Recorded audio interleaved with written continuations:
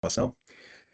Se você quiser dar início aí, Juquemura, fica à vontade. Ou você quer que eu já dou o início já?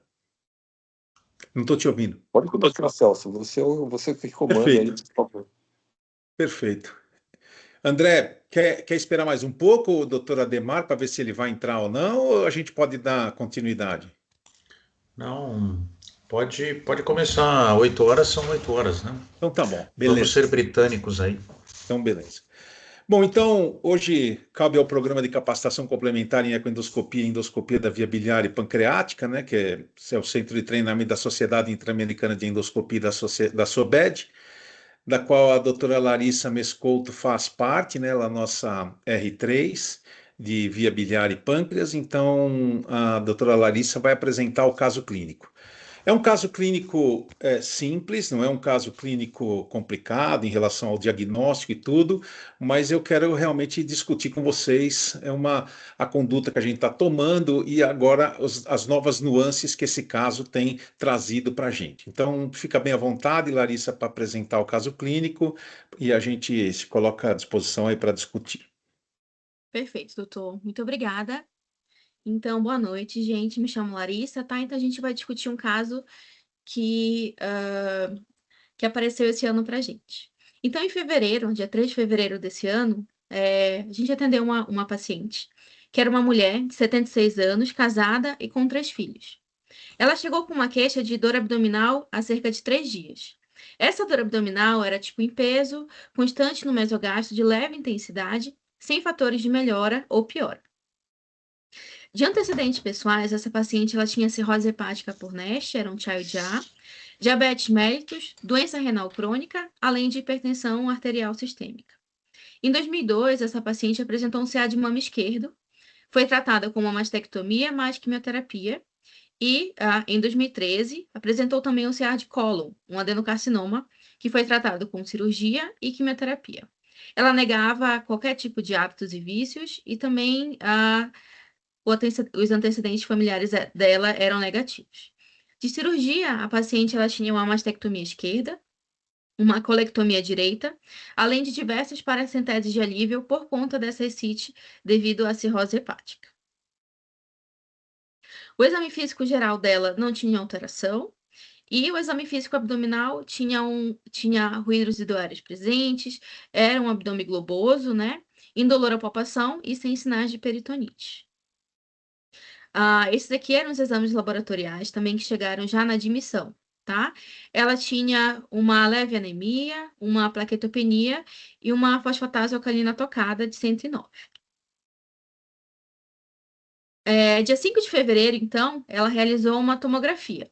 E nessa tomografia foi evidenciada na região pancreática áreas hipodensas na região do corpo e cauda, eventualmente relacionadas à presença de lesões císticas. Havia também uma dilatação do ducto pancreático principal montante na região do corpo e da cauda, medido cerca de 8 milímetros. O CA199 dessa paciente também estava um pouco aumentado, em 58. Eu queria, antes de dar essa continuidade, eu queria falar com a Susan, se a Susan, Susan, essa foi as únicas imagens que essa paciente aportava no dia que ela chegou para a gente, tá? Então, se você quiser fazer algum comentário, tudo bem, senão a gente deixa para depois, tem outros exames, tem outras ressonâncias e tem outras também, outros exames. Susan. Vamos deixar para depois em relação ao pâncreas. A única coisa que eu posso falar é que ela é uma paciente que já está meio anasarcada, tem um pouquinho de ascite, ela é uma hepatopata, né? O Sim. edema todo da tela subcutânea e do mesentério. Agora, quanto ao pâncreas, vamos aguardar. Perfeito. Pode dar continuidade, Larissa. Tá ok, professor. Então, essa paciente, em 7 de fevereiro, ela realizou um PET-CT com FDG, que evidenciou no pâncreas uma área focal nodular no corpo, estimada em 15 milímetros, com uma SUV máxima de 19, né, que é o valor padronizado máximo de captação. Aqui Susan, as imagens. aí tem várias imagens, Susan. Volta um pouquinho. Se você quiser ir comentando, fica à vontade. Mas são só imagens, a gente não tem o exame, tá? Ela trazia esses exames, ela mostrou esses exames para a gente, tá? Vou passar aqui, doutora, Tá. e depois a senhora pede para voltar, tá bom? Quando for o Peraí caso. que eu tô vendo. Tá. Bom, aí é o PET, né? E o que a gente tem é que está marcado, né? Muito provavelmente a área de captação, lembrando que ela é realmente um NET, ela tem uma esplenomegalia, e a gente vê, pode parar aí, bem aí, isso. Tem uma captação muito forte, deve ser realmente um SUV extremamente alto no corpo pancreático. Nesse caso, eu não consigo nem dizer, né, o que é, mas foi um FDG, né? Foi. Isso. Muito provavelmente, por não ter outras descrições, deve ser um TNE, tá? Mas que capta o FDG. É um pâncreas já meio reduzido, não, assim, aparentemente não tem contraste isso, tá? Não tem dilatação de DPP para eu pensar em adenocarcinoma primariamente, né? Uma captação supernodular. Então, provavelmente pode ser isso. Mas eu gostaria de ver um exame completo, né? É claro, eu imaginava isso. Mas infelizmente a gente não teve muito acesso aos exames dela, né? Porque ela veio de outro hospital. Pode continuar, então, Tá bom, Larissa. continua. Bom, aí eu só queria dizer o seguinte, né? Como resumo, então eu vou colocar para discussão. Então, é uma mulher de 75 anos com inúmeras comorbidades e uma lesão no corpo do pâncreas, identificada pelo PET-CT com FDG, associada. Ah, e ela tinha, viu, num dos exames, ela tinha dilatação a montante do ducto pancreático principal, viu, Susan? Você falou a respeito da dilatação, ela tinha essa dilatação a montante. Tinha. Tinha, Uhum. tinha, Bom, tinha. De 1 na, centímetro, é de o que eu 10 milímetros. não gosto, não que o TNE ruim não faça isso, mas isso eu estou mais acostumada num adenocarcinoma, né? Muito mais. Mas assim, não tem imagem para eu dizer o que é. Perfeito. Alguém quer fazer algum comentário? Juquemura, André? Franz, por favor, fique à vontade. Boa noite. Boa noite a todos. Não, justamente eu ia perguntar para a Susan, assim, analisando, é um PET-CT FDG. Se for um adeno-CA pancreático, também pode dar positivo, não pode?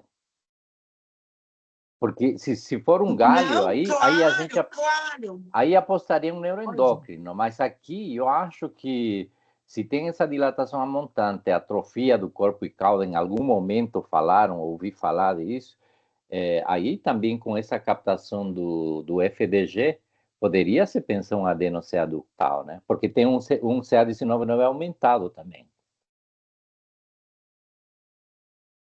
Não, E em com rela... certeza. Foi o que eu falei. Eu não, depois que eu soube que tinha dilatação, eu falei, bom, então pode ser adenocarcinoma, apesar de eu preferir pela imagem mesmo do sem contraste. Mas assim, tem que ter o exame, não dá para Sim. falar.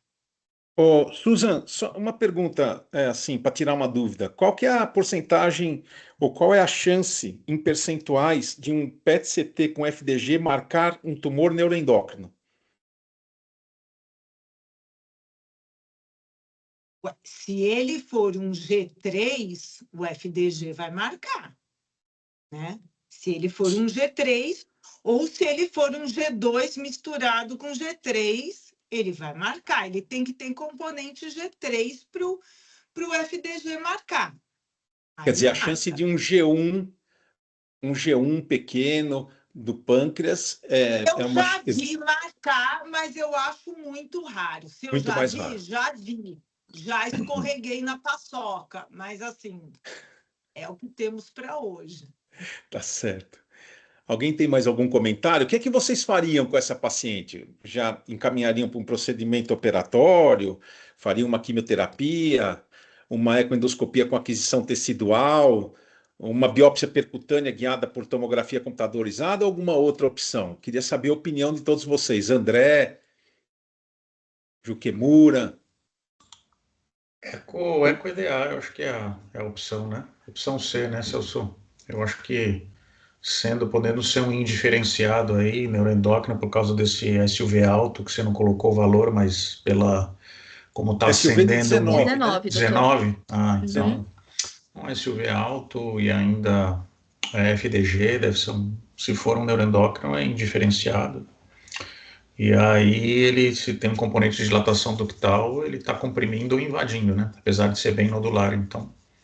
Eu acho que e ela, por doença associada a CIT, não sei se ela já é uma cirrótica, apesar de ter um NASH aí, né? Ela já pode ser cirrótica por causa da esplenomegalia, tudo. Então, eu acho que a biópsia por eco-EDA para saber pelo que o Franz falou, com o que a gente está lidando, né? Juquemura, você quer fazer algum comentário? Se desculpa, Celso, é que infelizmente eu não consegui entrar no computador aqui, eu estou vendo pelo celular, eu não consegui ver as imagens direito. Então fica difícil para eu comentar, mas pelo que eu entendi, é um doente com cirrose importante, né? É uma de 75 anos de idade.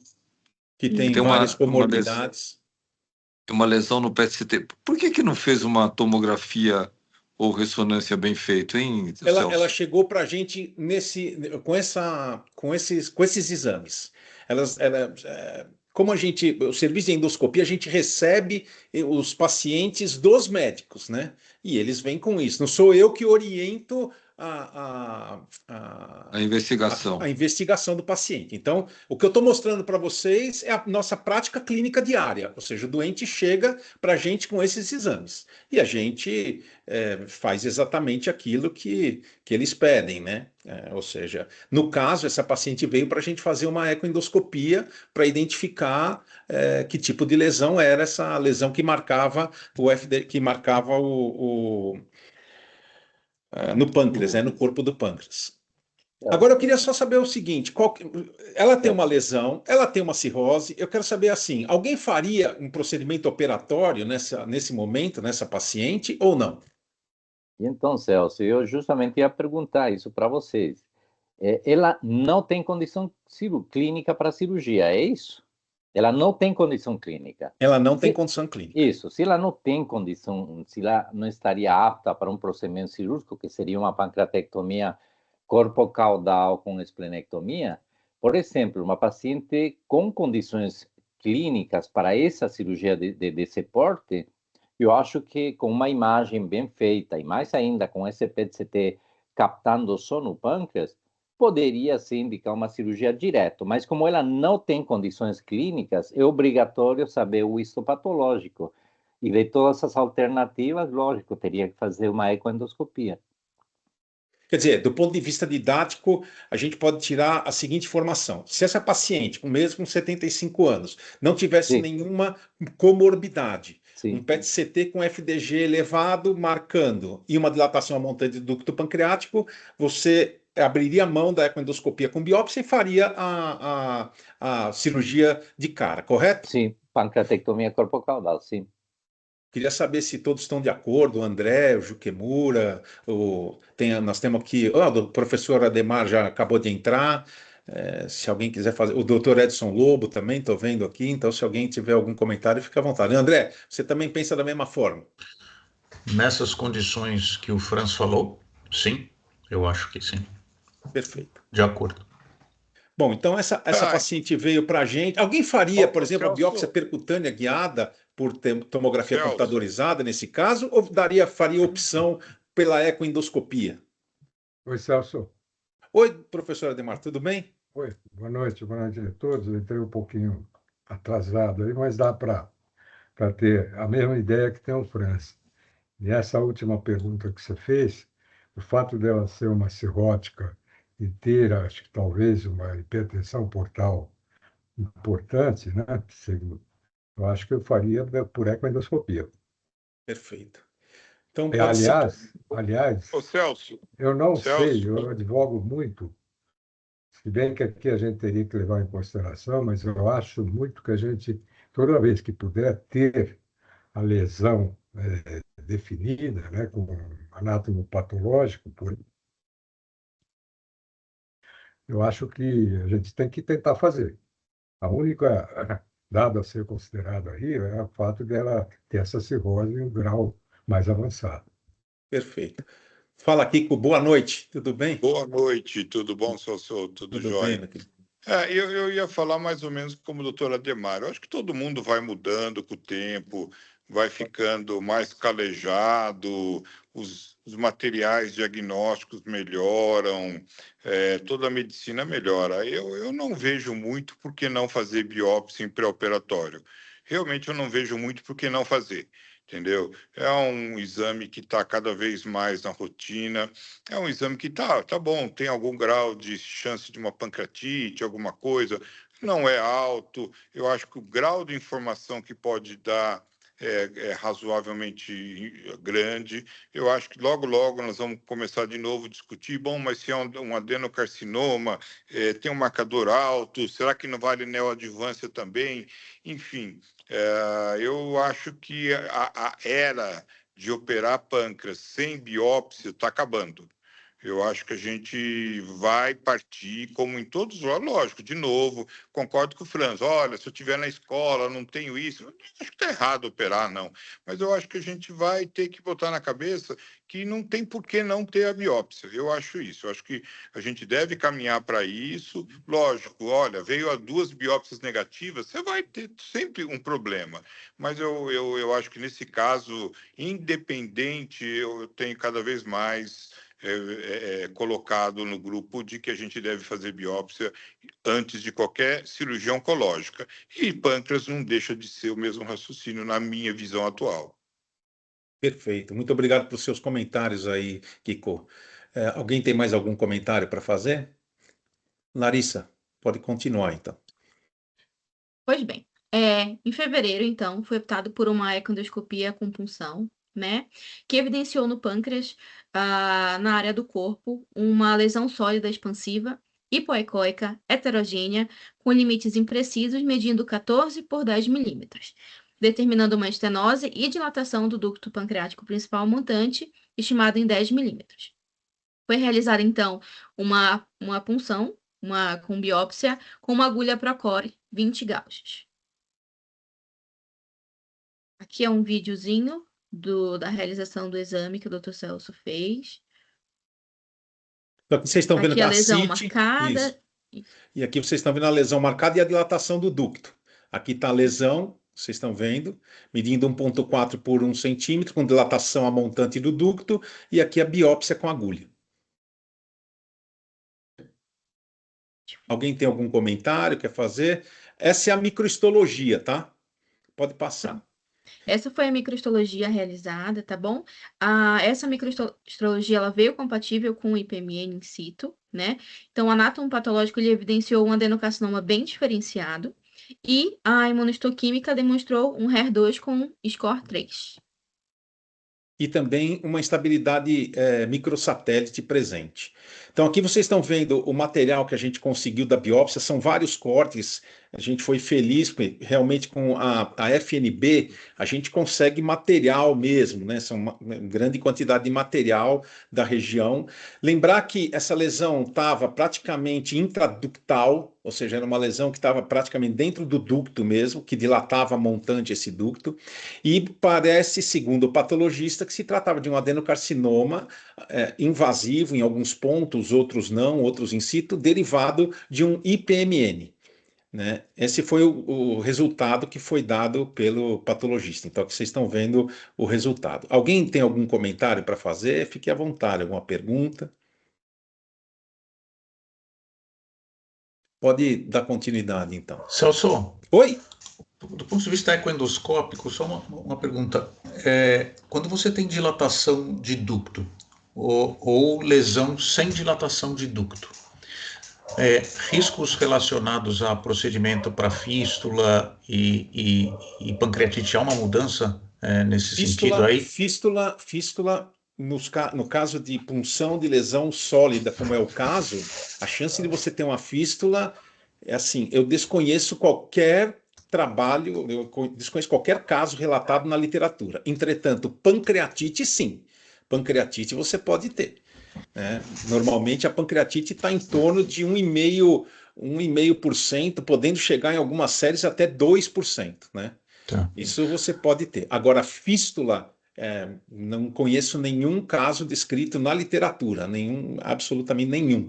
Mas o ducto, a questão é assim, ducto dilatado ou ducto fino, não tem diferença desse risco. Isso fica difícil responder. O que a gente sabe é que se você for puncionar, por exemplo, uma lesão sólida, é de bom alvitre você não transfixar o ducto pancreático principal. Ou seja, você tem que tomar cuidado para não transfixar o duto. Entretanto, nas lesões sólidas, a chance de pancreatite é praticamente zero. A não ser que você, em algum momento, ultrapasse o ducto pancreático, perfure o ducto pancreático. Aí você vai ter pancreatite aguda. Mesmo acontecendo isso, por exemplo, eu já tive a oportunidade de acontecer isso, de transfixar o ducto de forma inadvertida, mas não tive fístula, mas já tive pancreatite, tá? Então, isso é uma coisa que você pode ter mesmo. É óbvio que nesse caso tem uma coisa que chama bastante atenção, porque nesse caso, vocês vão ver depois os outros vídeos, que na verdade, a lesão se encontrava dentro do ducto. Existe muito aquela coisa, será que eu punciono o ducto, se eu não punciono o ducto, né? Mas se a gente fizer uma punção segura, uma única punção certeira, a chance minimiza e muito. O ducto fino, eu acho que funciona a mesma coisa que o pâncreas normal, né? Quando você mexe num pâncreas que está muito normal, a chance de você ter complicações, né, é muito maior do que quando você tem um ducto doente, né? Isso é uma coisa que já me chamou bastante atenção na prática clínica diária, fazendo ecoendoscopia. Beleza. Professor, Oi, professor. Uma pergunta e um comentário.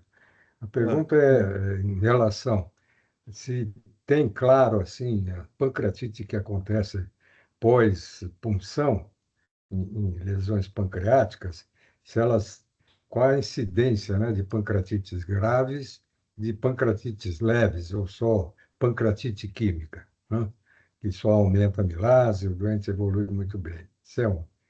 Outra é quanto a sangramento, né, que eu gostaria de ouvir a sua experiência. E segundo, o comentário que vem reforçar aquilo que eu disse, o Kiko disse, outros também disseram, a importância da gente de pré-operatório. E que, inclusive, vendo uma doente que tem aí um borderline clínico, ou talvez uma contraindicação clínica, cirurgia, de encaminhar essa doente a um outro tipo de tratamento, um tratamento não cirúrgico, de imediato, né, para ver a evolução. Perfeito, muito obrigado por sua pergunta, professor. É assim, a chance de você ter pancreatite, como eu já disse anteriormente, nas lesões císticas está em torno de 2%. Desses 2%, a chance da pancreatite aguda ser grave e, inclusive, levar a um êxito letal do paciente está em torno de 0,05%. A maioria absoluta das pancreatites agudas são pancreatites agudas que variam de leve para moderada. Em relação ao sangramento, a lesão que mais sangra é a lesão, o cistoadenoma seroso, ou seja, tem vários relatos da literatura. Eu mesmo já tive sangramento intracístico, extracístico, intraabdominal, já tive complicações por causa disso. Então você pode ter. E também quando a gente usa agora com essas agulhas mais grossas, como as FNB, você tem maior chance de sangramento da parede. Então, na parede, tanto do estômago quanto do odeno, você pode ter mais sangramento. Então, espero ter respondido a pergunta do senhor. E a outra questão, que era, professor? Não, quanto à importância, né, de um diagnóstico pré-operatório, Assim, em termos de tratamento cirúrgico ou quimioterápico ou qualquer outra situação menos invasiva. Perfeito. Não, eu também concordo com o Kiko. Eu acho que, mesmo se essa paciente tivesse condições, eu acho que vale a pena a gente fazer a biópsia. Mas ainda existe muita discussão na literatura em relação a fazer o diagnóstico ou não, né? Eu acho que isso é uma coisa que realmente fica muito. Ainda tem uma discussão. Eu acho que essa discussão está diminuindo e eu gostei muito que o Kiko falou em relação que a era de operar pâncreas sem biópsia está acabando. Eu também concordo com isso e já concordo com isso há bastante tempo, não é de agora não. Porque eu acho que a biópsia é uma ferramenta muito segura e que nos ajuda a simplesmente tomar a melhor decisão terapêutica, a melhor estratégia terapêutica para esses pacientes. Mas isso ainda Aliás, não é nada oficial, faz né, um bom Celso? tempo. Celso. Não, foi aquilo que eu falei, Franz, não é nada oficial, ou seja, Não, eu mas acho isso que é que uma... está diminuindo, acho que não está diminuindo. Para o adenocarcinoma ductal pancreático, ainda tumor ressecável, clínica, imagem, mais marcador, não é requisito de você ter histopatológico para indicar cirurgia. Ainda. Estou falando, inclusive, dos guias terapêuticos, tipo NCCN, só justifica num borderline ou irressecável. Naquele ressecável, ainda você pode indicar cirurgia sem a pena. Sim, com certeza. Aliás, Não, Celso, viu, Celso, faz acho que um bom tempo que vocês me ouvem falar. Você não opera tumor de esôfago, tumor de estômago, exatamente. sem ter um histopatológico. Então, Exatamente. quanto mais a gente fizer, mais vai aprender, mais vai evoluir, né? No sentido de você ter aí uma Larissa, situação de saiu a excelência. sua aula. Saiu, doutor? Saiu. Volta a apresentar, não sei o que aconteceu aí.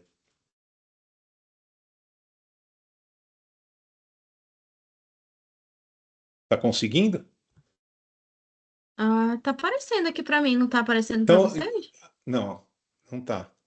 Agora tá, pode colocar. Agora voltou. Voltou. Bom, então vamos dar continuidade. Tá no diapositivo, Larissa. Tá, doutor, já vou. Pode colocar em modo apresentação. Tá, ok.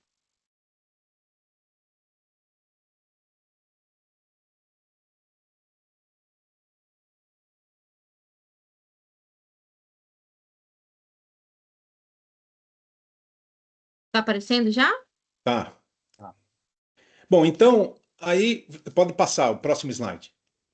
Então aí a gente discute, né, o que fazer com essa paciente. Eu acho que aí vai cair naquilo que o professor Ademar falou, em modos alternativos. Então, uma mulher de 75 anos, com inúmeras comorbidades, um adenocarcinoma pancreático classificado como UT1N0MX, HER2 positivo, instabilidade microsatélite presente, né? O que fazer? Eu queria saber de vocês o que é que vocês fariam com essa paciente. Então, eu queria ouvir a opinião de vocês, do André, do professor Ademar, do Juquemura. Então, eu acho que é uma discussão interessante isso. Celso, Oi, Juquemura. os tumores com instabilidade microsatélite HER2 positivo são muito raros em câncer do pâncreas, né?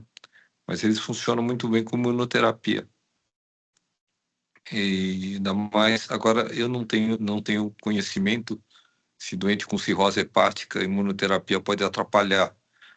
Mas eu sei que o doente com instabilidade microsatélite e esse tipo de alteração, HER2 positivo, eles são muito boas respostas para imunoterapia, que eu acho que deve ter sido indicado para ela.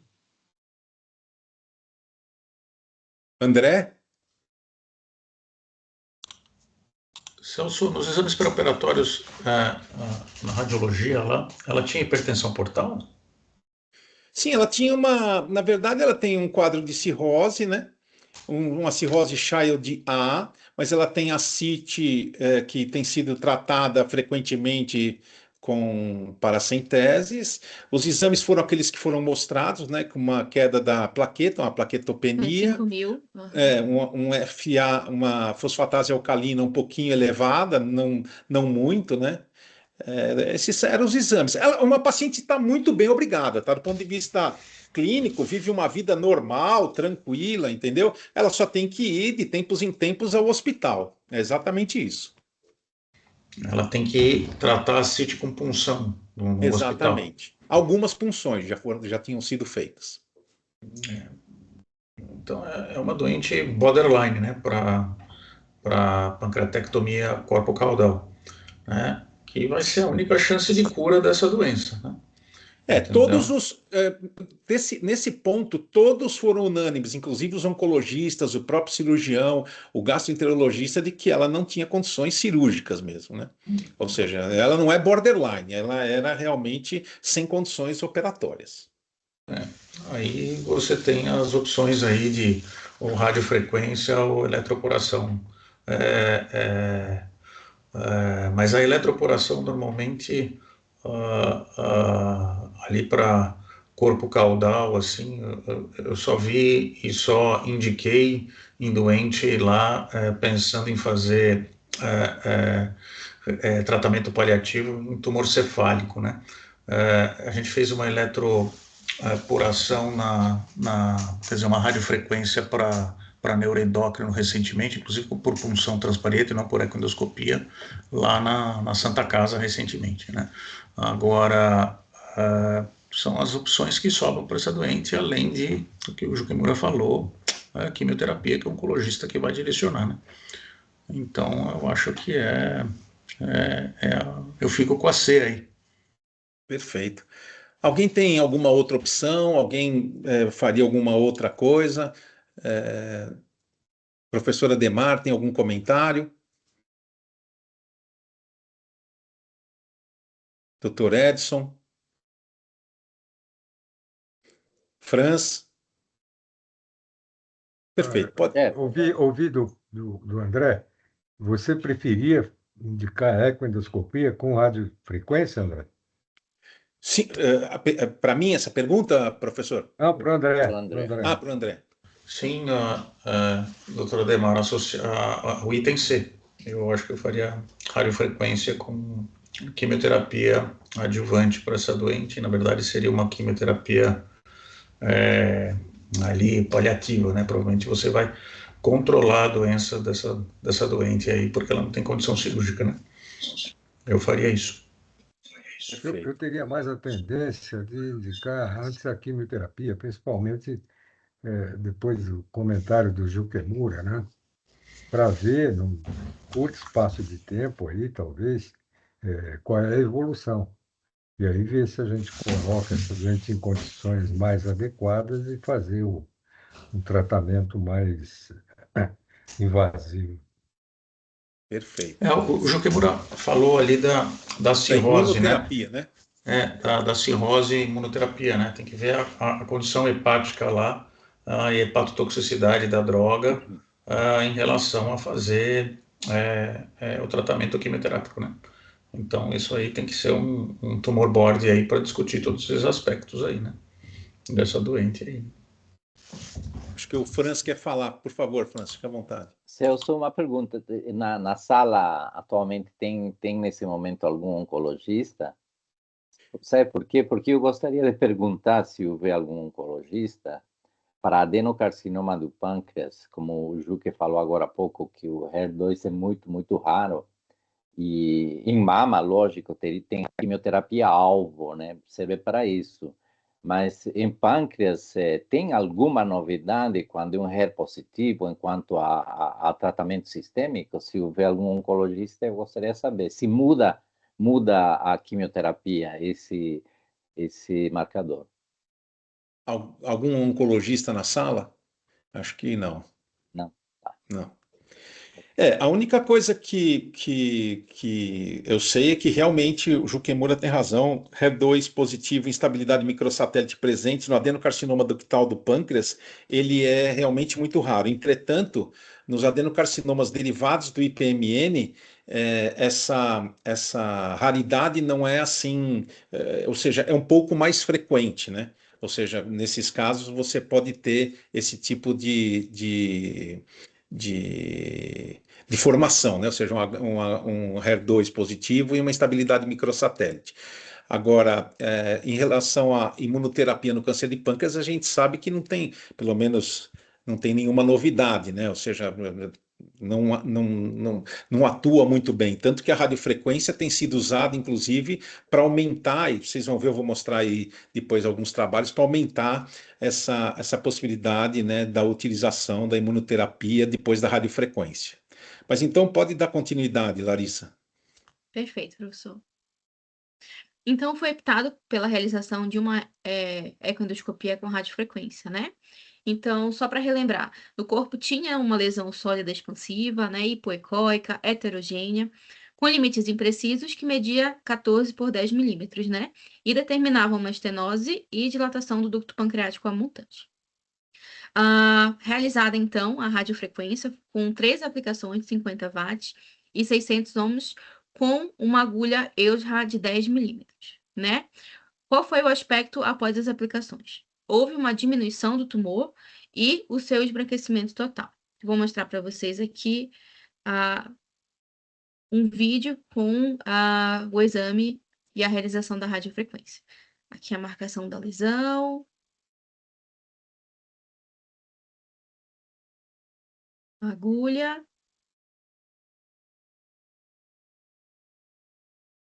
E, por fim, a gente consegue ver que houve realmente o esbranquecimento dessa lesão. Pode mostrar os outros vídeos agora. Certo.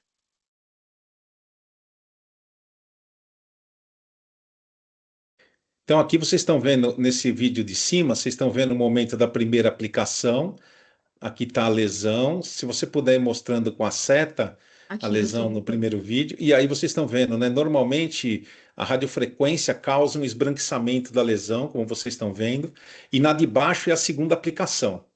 E lembrar Aqui que a tudo isso lesão. foi feito no interior, né, do ducto pancreático principal, ou seja, essa lesão estava ali na região do ducto pancreático principal e foi feita foi filmado da tela, né? Vocês me desculpem, mas foi da forma que a gente conseguiu essa imagem e a gente conseguiu o esbranquiçamento completo dessa lesão. Então, realmente foi, do ponto de vista endoscópico e ecoendoscópico, foi um sucesso o tratamento que a gente fez, pelo menos de imediato. A imagem que vocês estão vendo do lado é a imagem, né, do tipo de carcinoma, né, do carcinoma invasivo, microinvasivo e do componente in situ da lesão. Então, é pena que o Fila não está aqui, mas ele que fez todas essas biópsias, então ele que examinou, então ele poderia dar maiores detalhes. Pode passar o próximo. Então a E o gente fez paciente só tem sedação, Celso. Só Oi? sedação. Desculpa, Fernando, se eu O, não ouvi o que você falou. o procedimento é feito como qualquer ecoendoscopia. Sim, o procedimento é Sedação feito e como mais nada. como uma ecoendoscopia com biópsia. Nesses Tá. casos, a gente sempre faz com Com anestesista, né? anestesista. Isso eu ia Sim, com perguntar, não tem anestesista. dor. O procedimento Não, o não produz. paciente não, essa paciente evoluiu muito bem, não teve dor, não teve pancreatite, não teve absolutamente nada. Normalmente a gente mantém o paciente internado por pelo menos uma noite, né? Ou seja, a gente faz o procedimento, deixa uma noite no hospital e no outro dia o paciente vai embora. Então é assim que a gente faz. Então, na verdade, se tratava de um câncer ressecável, né? Ou seja, sem maiores comemorativos, e que a gente fez indicado, tudo multidisciplinarmente foi discutido, né? Cirurgião, gastroenterologista, oncologista, para a gente fazer esse tipo de tratamento nessa paciente, e todos estavam de comum acordo. Edson, você quer fazer algum comentário? Celso, deixa eu fazer uma pergunta. Claro. Então, seguinte, quando a gente faz radiofrequência, criofrequência, a gente sempre precisa de uma imagem axial com contraste pré e uma imagem axial com contraste pós, até para a gente poder fazer o controle dessa lesão.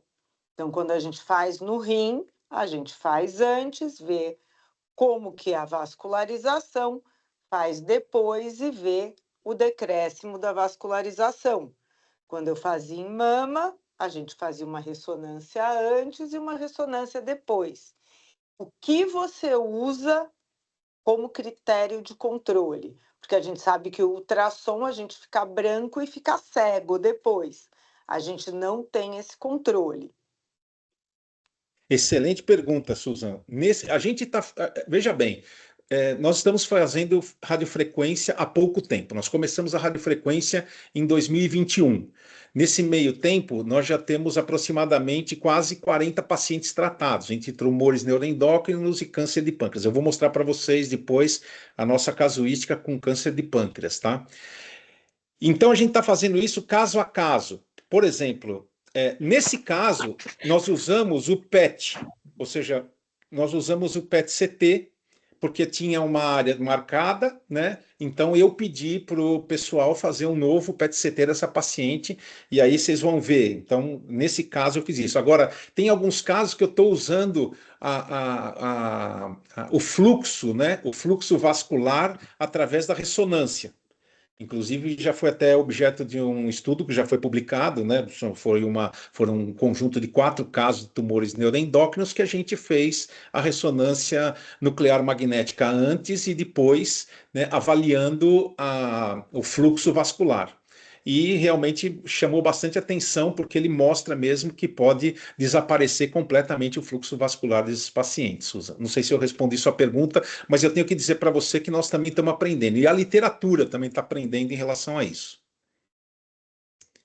Não, porque isso, na realidade, é fundamental, né? Para fazer uma radiofrequência, a gente tem que fazer isso, né? A gente é obrigado a fazer um exame pré e um exame pós. Vou ser bem honesta com você, não acredito que o FDG vai te ajudar nesse caso. Você precisa de uma imagem axial com contraste, tá?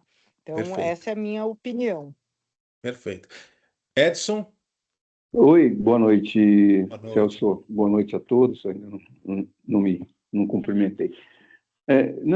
O que eu queria perguntar é o seguinte: existe alguma intenção, sério mesmo, assim, intenção de cura no método? Ou é um método apenas paliativo, sabendo que a recidiva pós-radiofrequência vai ser a regra, né?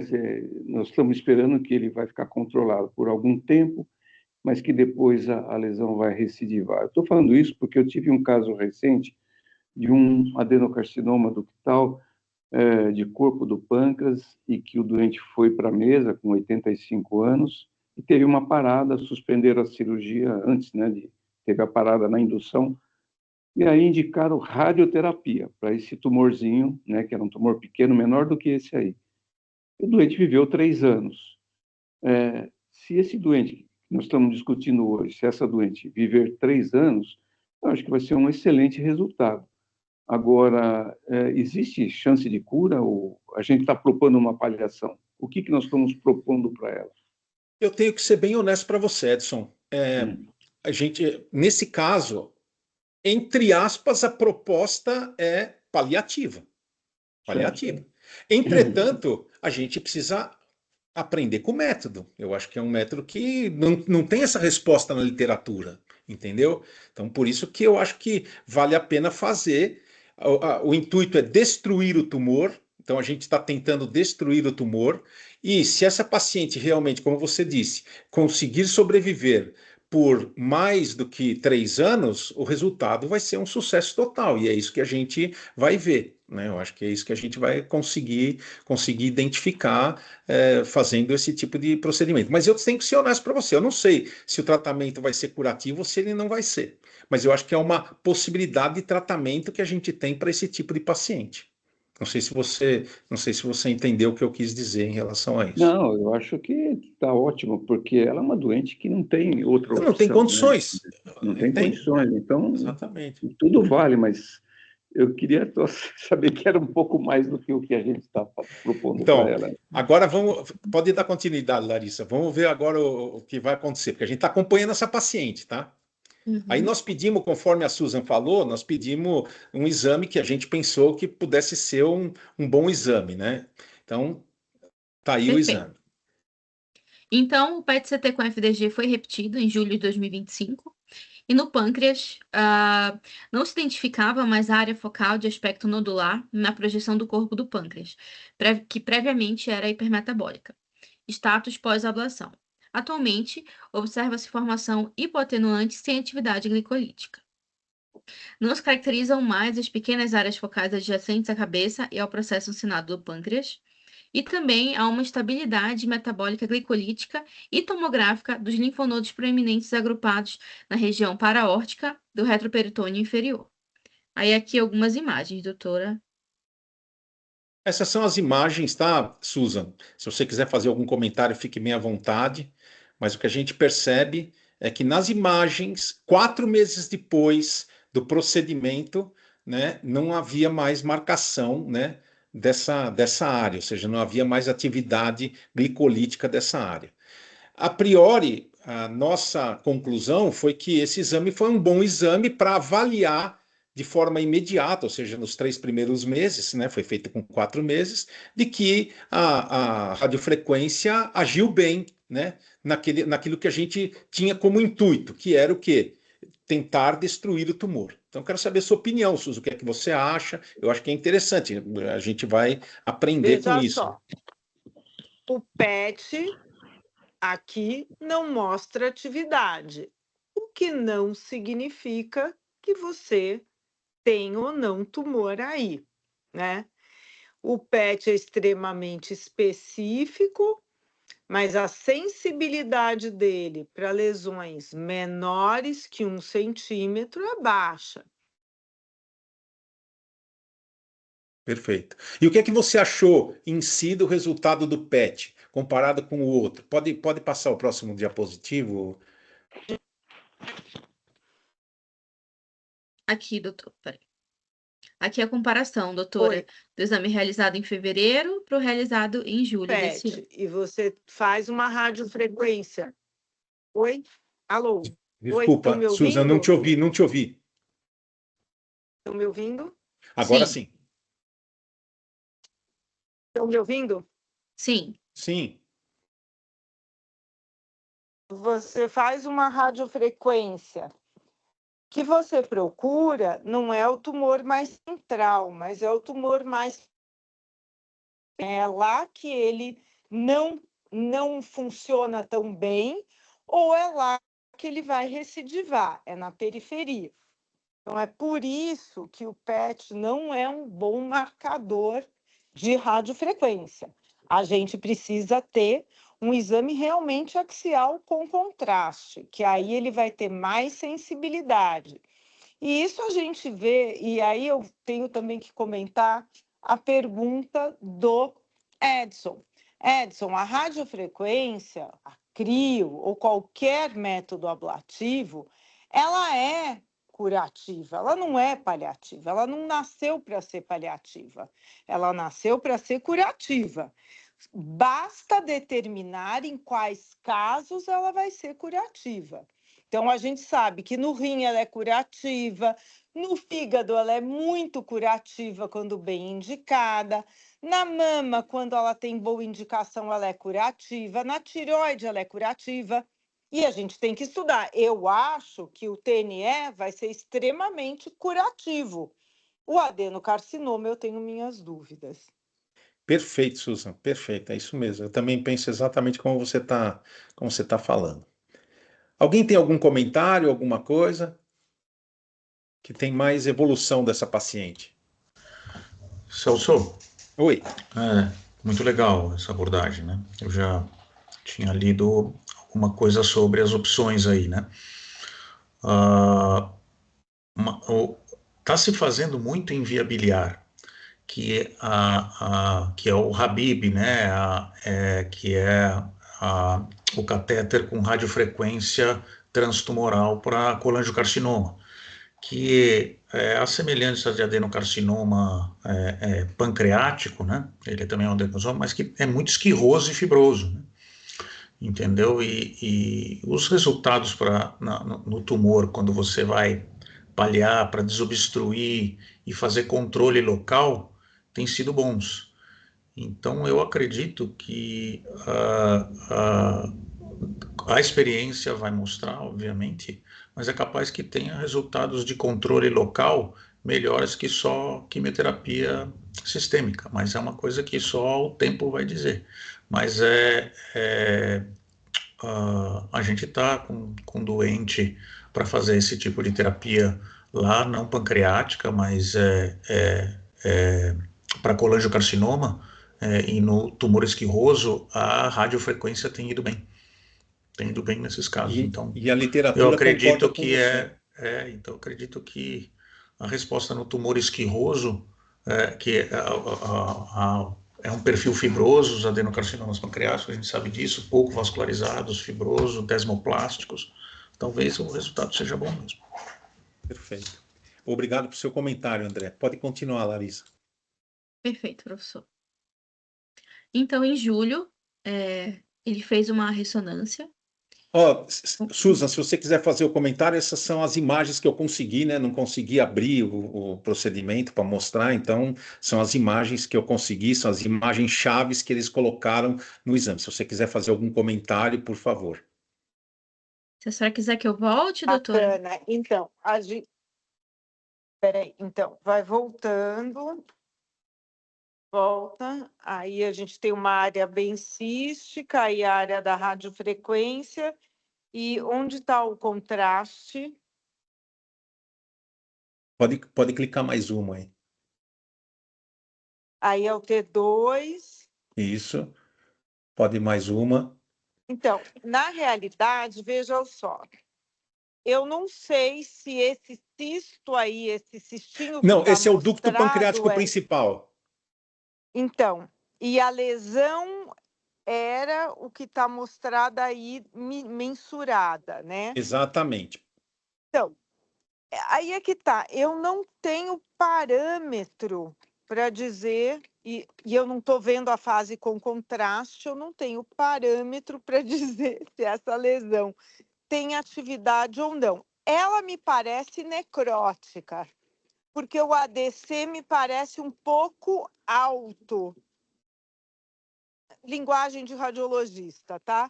Me parece necrótica, entendeu? Então, eu acho, mas não estou vendo o contraste que pode ainda estar sem nenhuma área viável pela imagem. Mas eu precisaria do contraste. O que mudou em relação ao relatório que foi emitido pelo radiologista foi que tinha uma área de necrose e o ducto pancreático passou de 10 milímetros para 25 milímetros, Susan. Que tinha uma área de necrose e o ducto pancreático passou Aumentou. de 10 para 25. Aumentou. Tá, ótimo. Então, por quê? Porque você fez uma necrose, era uma lesão intraductal, então o ducto mais a necrose virou tudo uma coisa só, né? Uma cloaca só, então provavelmente não tem nenhuma lesão viável. Mas vou voltar, precisa de contraste. Perfeito. Susan, o que é ADC que você citou aí? O que é ADC? É a quantificação logarítmica da difusão. Então, quando eu faço uma difusão que não é uma imagem, em si uma conta matemática, o resultado dessa conta, quando eu faço os diferentes valores de B, que são a força que eu imprimo para medir a velocidade das moléculas de água, a quantificação logarítmica me dá uma representação de imagem e um valor, que é o valor da velocidade. Então, o que eu estou vendo neste mapa ADC, que é esta quantificação, eu posso dizer qual é a velocidade da molécula de água em cada pedacinho, né, de um tecido. E é o que eu falei, eu acho que tem necrose. Por quê? Porque o que me mostra nesse mapa é uma velocidade aumentada. Quando eu não tenho celularidade, eu tenho uma velocidade aumentada da difusibilidade das moléculas de água. É muito difícil? Mais ou menos. Então, física com biologia. Isso aí, não, eu não sei. Não, isso aí olha, chega... então vamos lá. Não, tá bom. Susan, só um comentário. Oi. Não só é difícil, como também às vezes é difícil de acreditar. Exatamente. Não, então você vai me dar um minuto que eu vou fazer vocês entenderem. Imaginem que vocês estão na frente do lago de Ibirapuera e tem um monte de folhas no lago, tá? Um monte. E se você ficar 2 horas lá na frente do lago de Ibirapuera, com certeza as folhas vão se mexer, não vão? Elas vão de um canto para o outro. De uma forma totalmente randômica, de uma forma totalmente não em uma única direção, mas elas vão se mexendo. Essa movimentação de um canto para o outro dessas folhas é a difusão, é a velocidade dessa molécula. Se eu tiver um lago de barro, com certeza essas folhas vão se mexer muito devagar. Se eu tiver um lago com água puríssima, com certeza essas folhas vão se mexer muito rápido. Então, quando eu tenho um tumor, as folhas se mexem muito devagar. Quando eu tenho água pura, necrose, elas se mexem muito rápido e eu vejo essa velocidade. Ficou fácil? Ficou. Muito bem. Então tá bom. Obrigado, Susan. O França está com a mão levantada. Só para perguntar se tem um marcador, o CEDES-99. O CEDES-99... 58, doutor. Não, depois. Não, depois tá, não tem. Eu fui no prontuário da paciente, não vi, o oncologista que estava cuidando, não tem nenhum marcador, só aquele lá que vocês viram, tá? Seria bom, né? Ajudaria. Sim, claro, eu também concordo plenamente, Celso, ela recebeu quimioterapia? Ela recebeu quimioterapia durante esses 3 meses, gencitabina.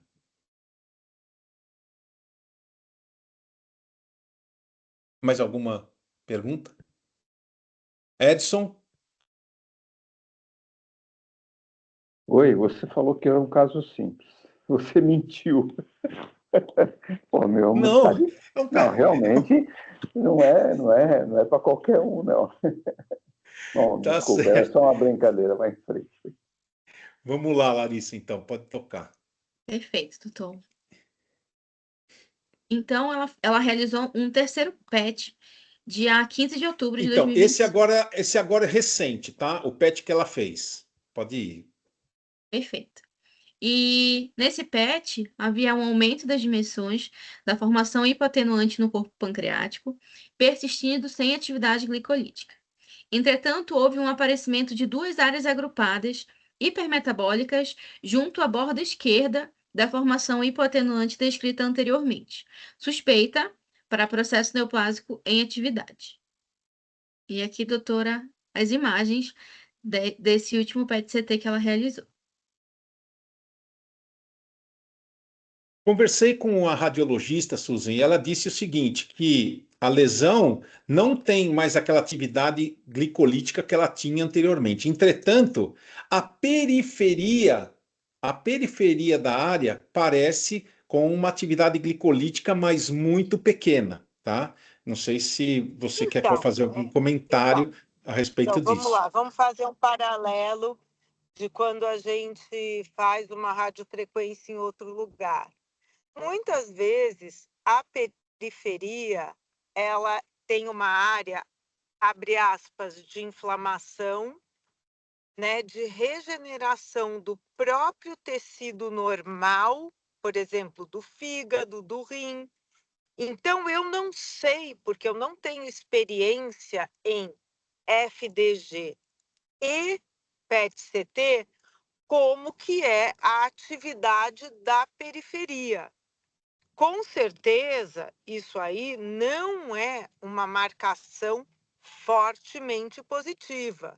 Não é. Mas pode ser só de uma atividade, entre aspas, regenerativa e inflamatória do próprio pâncreas que você queimou, que estava ao redor, de vaso que está se formando de novo. Então, assim, é o que eu digo, eu não tenho esse costume, nem a literatura usa o FDG para acompanhar radiofrequência. Eu prefiro fazer um exame axial com contraste, quer tomografia, quer ressonância. Perfeito, Susan. Mas assim, na sua opinião, Susan, você acha que a chance, por exemplo, disso ser uma neoplasia, ela é grande, ela é pequena, baseado naquilo que você já tem de conhecimento em relação à radiofrequência realizada em outro tipo de lesão? Olha, 50-50, não acho que é 100%, mas também não acho que é fora de questão, entendeu? Perfeito, perfeito. Eu, nesse momento, faria novamente um outro exame axial. Perfeito. Pode continuar, Larissa. Bom, então a gente tem, né? Vamos voltar, né? Mulher, 75 anos, e aqui que eu quero discutir com vocês, né? Com inúmeras comorbidades, o adenocarcinoma classificado em UT1N0MX, HER2 positivo, estabilidade microsatélite presente, fez radiofrequência com desaparecimento do tumor em 7/25 pelo PET, e no controle existe aumento do nódulo sem atividade glicolítica. Então, o que é que você faria? Então, Susan, você faria uma ressonância magnética, é isso? Tomo com contraste ou ressonância magnética, mas com Perfeito. contraste. Alguém tem uma outra opção? Eu queria saber do Edson, do André, do professor Ademar, do Franz, do Juquemura, se tem alguma outra opção ou não. O Franz faria um CA19-9, né, Franz? Não, provavelmente as condições clínicas dela, Celso, se ela foi só para um Gensar, gencitabina, que não é a primeira linha atualmente, só se seria associado com paclitaxel, né? Provavelmente ela não tinha condições de fazer uma quimioterapia tipo FOLFIRINOX, pelo status clínico, só acredito eu, né? Então, assim, provavelmente, para mim, se for uma doença em atividade, seria tratamento sistêmico, porque a doença é sistêmica, nesse caso. Então, a gente tem discutido com a oncologista e a oncologista está com a tendência de fazer uma nova ecoendoscopia com biópsia. Então, eu não sei se valeria a pena a gente fazer isso ou não, entende? Então, por isso que eu também estou trazendo para vocês, porque realmente eu pensei exatamente como a Susan pensou. Será que isso aí não é só necrose, não é só um processo inflamatório? E também uma biópsia negativa não vai me trazer muita coisa, né? Não sei, realmente eu tenho um pouco de dúvida. Por isso que eu trouxe até esse caso para a gente discutir. André, você tem alguma opinião? Celso, se vier, vamos falar o seguinte, tá bom. Você faz biópsia, veio positivo, você refaz a radiofrequência? A minha tendência é refazer a radiofrequência. A minha tendência seria refazer. Isso eu não tenho muita dúvida. Então, vai ter que buscar o diagnóstico, né? Se a proposta é continuar com o tratamento local pela radiofrequência. Então, tem que uma coisa, hein? Do ponto de vista clínico, o diagnóstico, viu, André? Do ponto de vista clínico, ela está muito bem. Ela está muito bem, a paciente. Está aumentando a lesão. Eu acho que esse ducto dilatado, que a necrose vai virar uma estenose desse ducto aí. Sim, com certeza. A necrose mais cicatrização e processo inflamatório em volta. Se isso é processo inflamatório em volta, ou a Susan que pode me dizer, aí em ressonância ou tomografia, qual que é o mais sensível para dizer que isso é inflamatório ou não. Eu acho que tem que somar o CA19-9 aí para ver se ele está subindo ou não, para ajudar nesse diagnóstico. Mas se você tem a proposta de continuar com a terapia local, que é a única opção dessa doente, por um tratamento sistêmico que é pouco efetivo, pouco responsivo, não é ideal pelo que o Franz falou, eu acho que você tem que buscar diagnóstico. Então, tem que conversar. Você vai acabar, acho que na biópsia aí, não vai ter jeito, se a sua proposta é refazer, entendeu? Então, acho que não tem saída. Não, eu também concordo. Juquemura, quer fazer algum comentário? Edson? Professor Ademar? Oi. André, Celso. Oi. Embora ela não tenha CA19-9 prévio, eu acho que agora valeria a pena ter. Não, Isso claro, é eu um também aspecto. acho. Também acho. Segundo, estou me lembrando da reunião passada, e o Marcelo Bruno apresentou o caso, e eu não lembro o nome do colega, o oncologista que trabalha lá com ele no Einstein, que mostrou um esquema terapêutico tipo para neoadjuvância muito menos tóxico e eventualmente mais efetivo, pelo menos agora, no início disso aí, para ver o tratamento dessa doente. Eu não sei se eu faria ab initio a radiofrequência nessas lesões pequenas, que eu acho que se torna muito mais difícil. Perfeito. Obrigado pelo comentário, professor. Edson? Eu acho que está por aí, né? A linha de prosseguimento é essa, né? Ou faz uma nova biópsia para justificar uma nova radiofrequência, ou já vai direto para a radiofrequência, porque o tumor está lá, né? Quer dizer, o tumor não, o PET mostrou que tem lesão, né? Então, acho que estaria justificado já voltar à radiofrequência, porque não tem outra opção também, né? Sem biópsia, né, Edson? Até sem biópsia, eu acho, viu, Celso? Eu também penso assim. Também penso assim. Bom, o caso termina aqui, tá? Se alguém quiser fazer algum comentário, o caso termina aqui, nós vamos ver. Depois eu posso até passar para vocês o que vai acontecer com essa paciente, que eu acho interessante, né? Fran, se você tiver algum comentário, fica à vontade. Eu só vou depois mostrar mais 2 trabalhos na literatura que falam alguma coisa sobre radiofrequência e eu vou mostrar para vocês a nossa experiência, né? Com a radiofrequência em câncer de pâncreas. Então, tem mais uns 10 minutinhos Deixa eu aí. fazer um comentário antes. Claro. Deixa eu fazer um comentário antes. Assim, todo radiologista trabalha muito com radiofrequência porque a gente fica muito junto do pessoal da intervenção. Particularmente, eu já fiz muito trabalho e que está publicado de radiofrequência em rim, em mama, em adrenal, em fígado.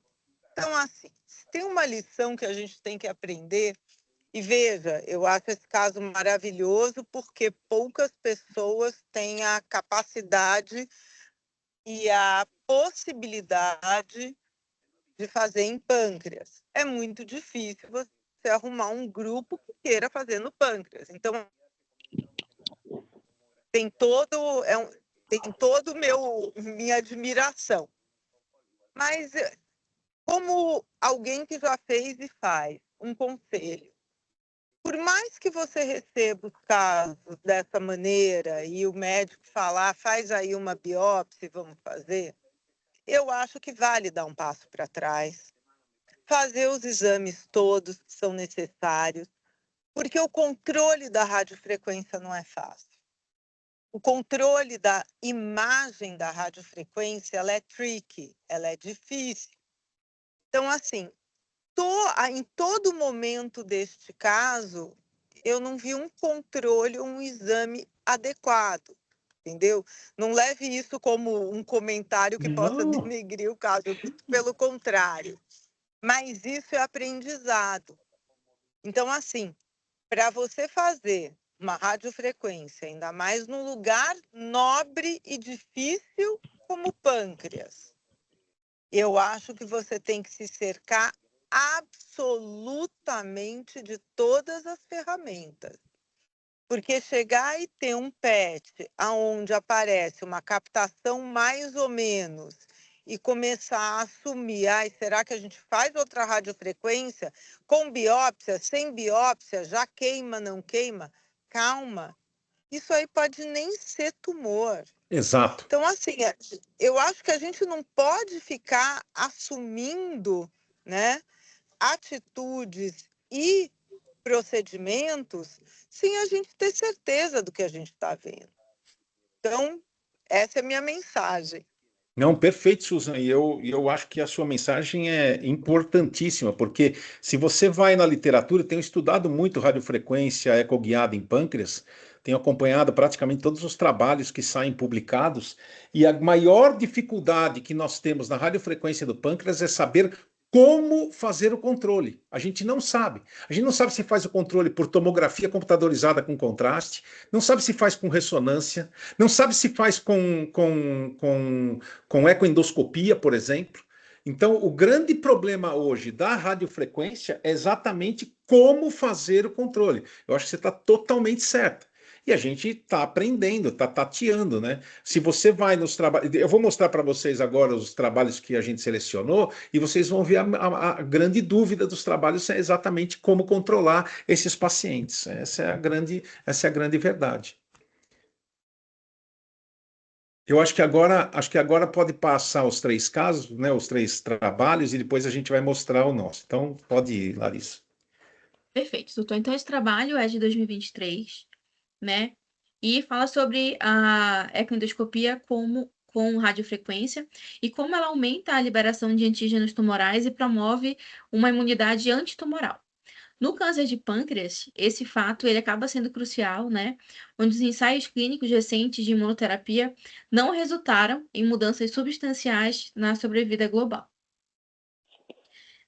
Esse segundo trabalho aqui, de 2023 também, fala acerca do câncer de pâncreas avançado, né? E metastático, tratamento realizado com ecoendoscopia com radiofrequência associada à quimioterapia versus a quimioterapia isolada.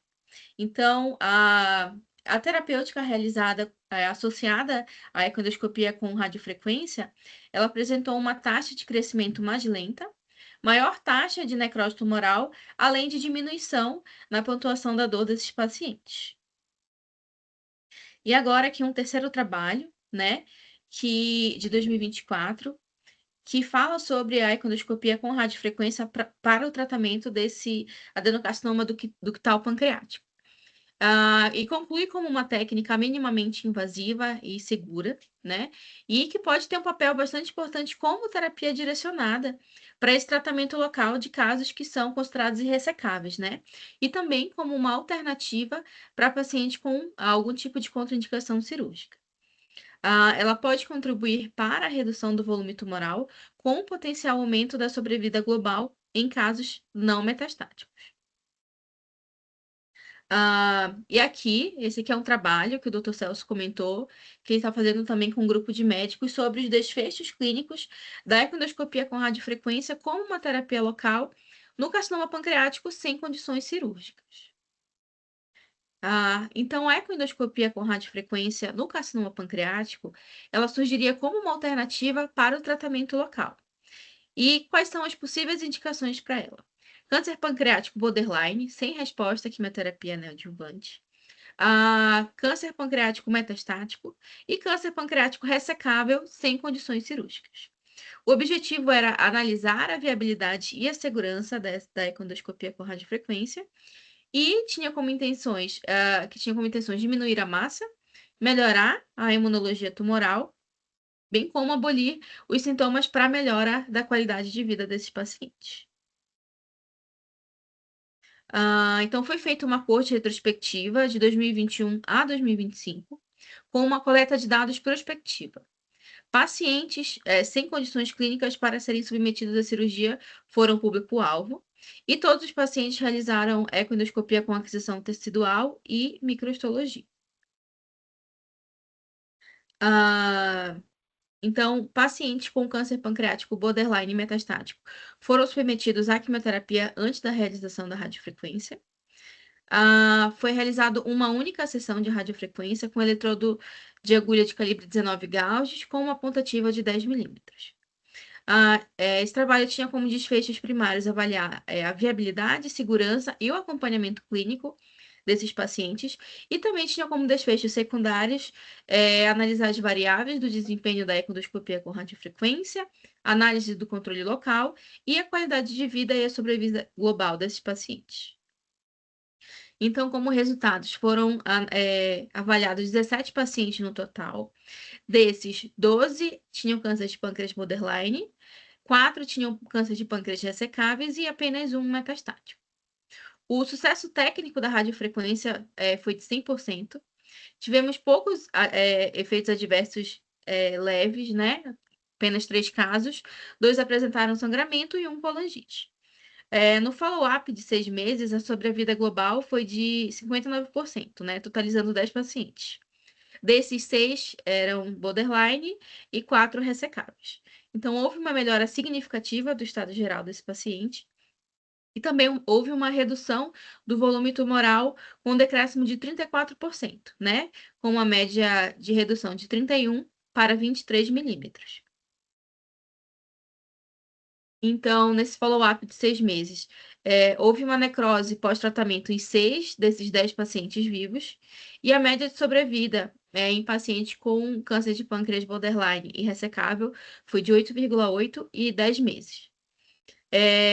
Fatores de piora de sobrevida foram considerados as metástases, o tamanho do tumor e resposta ruim à quimioterapia.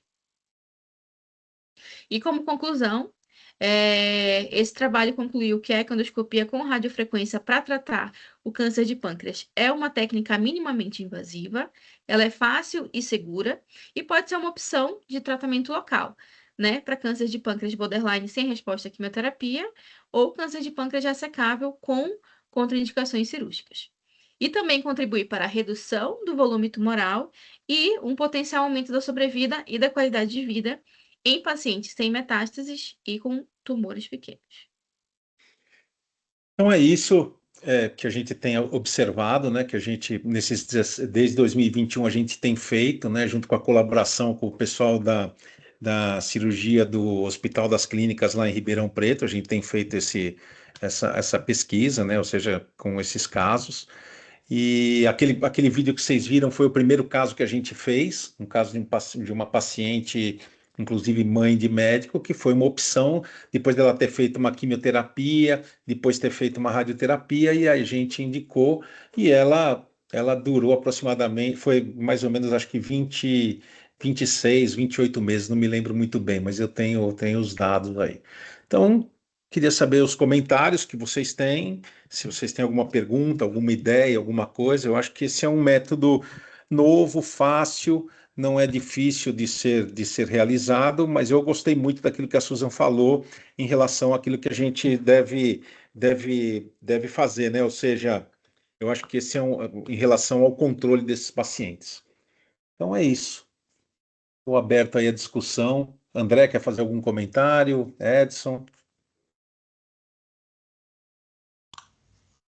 Nossa, parabéns aí pela condução do caso aí e desse é um estudo de vanguarda aí, né, Celso? Agora é uma terapia nova, a semelhança de radiofrequência para outras lesões, mostrou que tem um grau de segurança bem razoável, né, ou seja, é seguro fazer a radiofrequência à semelhança do neuroendócrino para o adenocarcinoma. Agora, para você dizer que ele é efetivo, ou seja, a redução do tumor, porque eu necrosei, se isso vai ter ganho de sobrevida ou melhora de resposta, eu acho que é muito cedo para falar, né?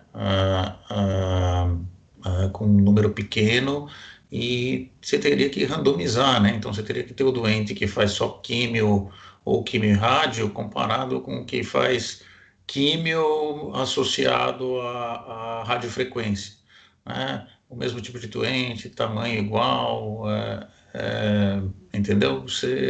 E isso não é fácil, né? Para tumor de pâncreas, você conseguir esse N para esse tipo de doente e separar em grupos numa terapia nova, né? Quando é tumor avançado, localmente, eu acho que é o caminho, né? Ou sem condição clínica, né? Então, eu acho que ainda não tem essa resposta para dizer que é factível, mas se é benéfico para o doente, eu acho que ainda não dá para dizer e ter essa resposta. Mas parabéns, é assim que surge o conhecimento, né?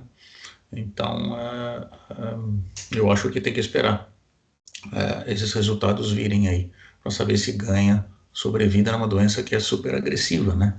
A gente sabe que a gente está no não ressecável, que a gente está falando de 10 meses, menos de um ano, naquele tumor que não resseca, e aí aquele que responde pode chegar aí a 16, 18 meses e tudo. Então, quer dizer, não é fácil dar a resposta se isso aí ganha sobrevida ou não. Vai ter que esperar um tempo.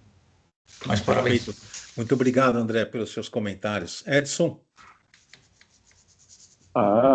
Exatamente, né? Não temos resposta. Eu perguntei, né? Você pode falar em cura? Não pode falar, realmente não pode, porque o câncer de pâncreas é péssimo, né? Então, todas as respostas são muito ruins. Imagina um método que está no início, né? Então, a gente tem que aguardar, né? Vamos ver o que se obtém, né? Com maior número de casos, né? Com mais experiências. Mas é uma coisa que o doente que não tem opção, né? Você tem que fazer alguma coisa, né? Tentar fazer alguma coisa. E esse doente é o exemplo típico de que você não teria mais nada, né? Teria que fazer coisas que ainda não foram feitas. Eu também te parabenizo pela coragem de sempre, né? Que você sempre está botando o seu pescoço aí na forca, né? Para fazer coisas que ninguém faz, né? Parabéns. Muito obrigado aí, Edson. Obrigado. Imagina. Susan, quer fazer algum comentário? Eu queria dar os parabéns, porque não é para qualquer um fazer radiofrequência em pâncreas. Você é pioneiro aqui no Brasil e com certeza você vai ser muito citado. Porque quando a radiofrequência apareceu, em cada lugar era assim, fazia-se em tudo. E daqui a pouco a gente vai selecionar em quais tumores ela é mais eficaz, em quais tumores ela pode ser usada como paliação, em quais locais do pâncreas pode ser realizado, que uma pode dar pancreatite, outra não, tarará. Então, assim, a gente sabe que a gente começa a fazer em tudo e é esse o meio da gente discutir, da gente descobrir em quais são as lesões que a radiofrequência vai ter a indicação mais precisa. Então, parabéns, não é para poucos. Obrigado, Susan. Oi? Jukemura, quer fazer algum comentário? Não, Celso, eu acho que o André, ele resumiu bem o que eu também penso. Perfeito. Faço minhas suas palavras, André. Eu queria, antes de dar a palavra para o doutor Ademar fechar a reunião, o Abdu fez uma pergunta: como proceder numa eventual complicação da radiofrequência, tipo uma pancreatite aguda, do ponto de vista endoscópico, é claro. Bom, do ponto de vista endoscópico, nós não temos muito o que fazer, né? Se o paciente desenvolver um quadro de pancreatite aguda, que é uma possibilidade, está previsto, né? Ou seja, existe a possibilidade de aproximadamente 0,5% de ter um quadro de pancreatite aguda, existe também a possibilidade de ter sangramento, existe até a possibilidade de ter perfuração. E existem já relatos da literatura, principalmente em câncer de pâncreas, de casos que tiveram sangramento e tiveram êxito letal, né? Então, essa é uma possibilidade. Do ponto de vista endoscópico, a única forma de tratar seria um quadro de hemorragia. A gente pode colocar clipe, pode tentar tratar com injetoterapia, nada além disso. E tem uma outra pergunta aqui do Yuri, que é: caso seja confirmado o retorno tumoral pela expressão do HER2 positivo, score 3, poderia pensar em indicar trastuzumab, né, que é um anti-HER2 positivo, pode até ser usado em pacientes cirróticos Child B, mas quimioterapia sistêmica com gemcitabina. Eu não posso te dizer se isso é possível ou não, mas vou com certeza trocar uma ideia, né, com o oncologista para saber se isso é possível ou não. Sempre lembrando, né, que quando a gente apresenta aqui casos de endoscopia, nem sempre a gente cuida desses pacientes, né? A gente recebe os pacientes dessa forma como vocês estão vendo, ou seja, eu estou mostrando para vocês como é que a gente recebe o paciente, do ponto de vista clínico mesmo, né? Então esse é um ponto que eu quero deixar claro, que a gente às vezes tem muito pouco, né, para influenciar com nem sempre o cirurgião, nem sempre o oncologista, nem sempre o gastroenterologista está cuidando. São pessoas que estão no nosso dia a dia, ou seja, que a gente está encontrando todo dia no hospital, onde a gente tem uma facilidade muito maior. Então a gente tem que ter bastante cuidado para indicar, por exemplo, uma ressonância, uma PET, né, ou qualquer coisa desse tipo, ou até mesmo um tratamento oncológico. Então isso eu queria deixar posto aqui. E perguntar se alguém tem mais algum comentário, por favor, fique bem à vontade. Se ninguém tiver nenhum comentário, vou deixar para o professor Adhemar, né, fazer os comentários dele e encerrar a sessão aqui para a gente. Celso, parabéns. Você sempre, desde quando iniciou seus passos iniciais lá na Santa Casa, sempre foi um entusiasta, e eu queria lembrar aqui o entusiasmo de nosso chefe de departamento na época, professor Emílio Thier, que falava, olha, na ponta de um endoscópio já está existindo um ultrassom que vai mudar muito toda a evolução da medicina, né? Principalmente para nós. Mas hoje ou ontem, não sei, mas acho que foi hoje, eu assisti um vídeo do Elon Musk, que foi aquinhoado com um salário de 7 trilhões de dólares mensais e que ele vai revolucionar tudo que a gente está conhecendo aí. E o que mais me chamou a atenção, que ele tem um robô que se chama Optimus e que vai substituir os cirurgiões endoscopistas com uma grande vantagem. Então, a gente precisa tomar muito cuidado ainda no tempo que resta aí para a gente em relação ao que a gente está fazendo. Mas parabéns, eu acho que foi uma excelente reunião e uma reunião final de 2025. Eu gostaria de deixar que o término da reunião não fosse da minha parte, mas sim dos coordenadores, o Ju, tá bom? E Perfeito. agradeço muito de estarmos juntos ali por mais um ano. André? Bom, Celso, eu já fiz meus comentários, eu acho que você teve a honra aí de terminar e finalizar o ano com uma reunião brilhante, né? Muito interessante. Eu acho que a gente vai querer ver esses resultados daqui 2, 3 anos numa próxima reunião. O que mudou, se acrescentou benefício, o tratamento local mais quimioterápico, com protocolos bem estabelecidos, com todos os comentários que foram feitos, tanto do ponto de vista radiológico como oncológico, para se esses doentes vão ter benefício desse tratamento local mais sistêmico, no não ressecável, na paliação ou no sem condição clínica, né? Então, eu espero que a gente tenha essas respostas aí, e que sejam positivas, né? Do ponto de vista de última reunião, eu queria agradecer aí, em nome de todos aí, depois vou ouvir o Juquemur e o Franz, mas eu acho que foi um ano com reuniões brilhantes, e todo mundo se dedicou para apresentar sempre casos inovadores de tratamentos de ponta e de condutas aí, cada um com com o brilhantismo próprio aí, a característica do seu serviço.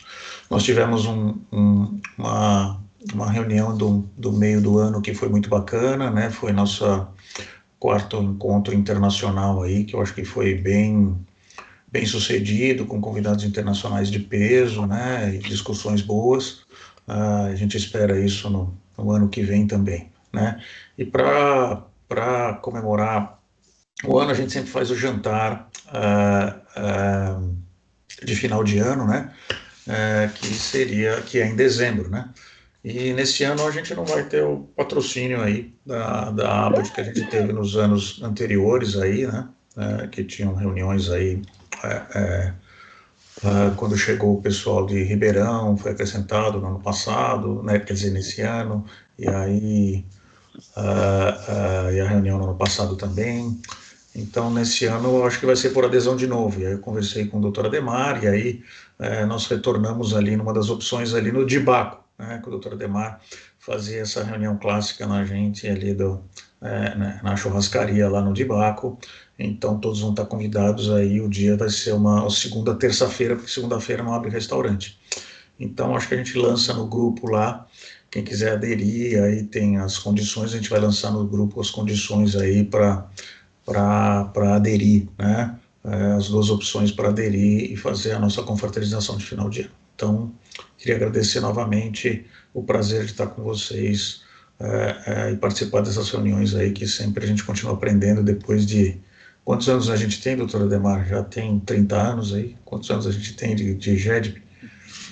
24, né? 24 anos aí de GEDP, né? Então, a gente continua aprendendo... Indo para o 25, acho que próximo ano, não?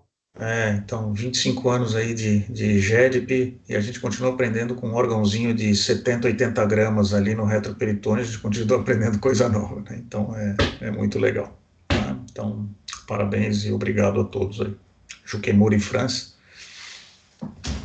Só queria terminar, André, que você esqueceu de avisar que nesse jantar aí a gente pode levar os vinhos e levar rolhas. Em geral, pode. Só aceitamos vinhos nota 4 para cima, né, o André? E todos têm que levar um vinho para a gente beber depois. O Kiko é um grande especialista nisso, né? O Kiko leva lá uns eu negociei aqui. Fala, Juquemura. Oi, Ademar, fala. Foi negociado com o Dibaco, com o pessoal aí que eu conheço há muito tempo, é que se a gente levar 10 garrafas, ele vai cobrar só 5 rolhas. Então, vai ter pelo menos 50% de rolhas grátis e, eventualmente, dependendo lá do movimento, a gente consegue 100%. Então, e também é assim, né, Ademar? Já que vai pagar a rolha, não vai trazer um vinho porcaria. Traz um vinho caro, né? Abre a sua adega, traz um vinho caro para a gente poder, pelo menos, honrar a rolha que está pagando, né? Tá bom? Com certeza. Eu só não tenho vinho raro e nem caro. Não, tem sim. Larga a mão de ser pão duro, pega lá o seu vinho legal e pronto. Né, França? França tem que terminar aí, fala, França. Não, somente agradecer, já falamos. E o professor Edson está querendo falar, deve ser alguma coisa de vinho, provavelmente. Fala, Edson. Ele quer falar o vinho que ele tem. Pronto, viu? Aí, legal, vamos fazer sim. Por adesão é melhor ainda, porque a gente não vai ter que assistir uma aulinha chata lá de fim de ano. Opa, espero que não tenha ninguém me ouvindo. Aula muito desagradável no fim de ano. Gostei dessa. Comemorando a nossa vida aqui e tendo os caras lá que aguentar. Não, tá. Vamos nessa. A gente vai direto ao assunto, Edson. Isso mesmo. Direto ao assunto. É isso aí, Juque. Vamos comer, beber e dar risada e mais nada. Daqui 3 semanas. No grupo, a gente tem grandes conhecedores de vinho, e esses grandes conhecedores de vinho são obrigados a levar ótimos vinhos. Os que não conhecem, como eu... Ouviu, Kiko? Pessoal, abraço aí. Tchau. Abraço. Tchau. Parabéns, obrigado aí. Parabéns. Tchau, Parabéns. pessoal. Tchau, Parabéns. obrigado. Boa noite. Até mais.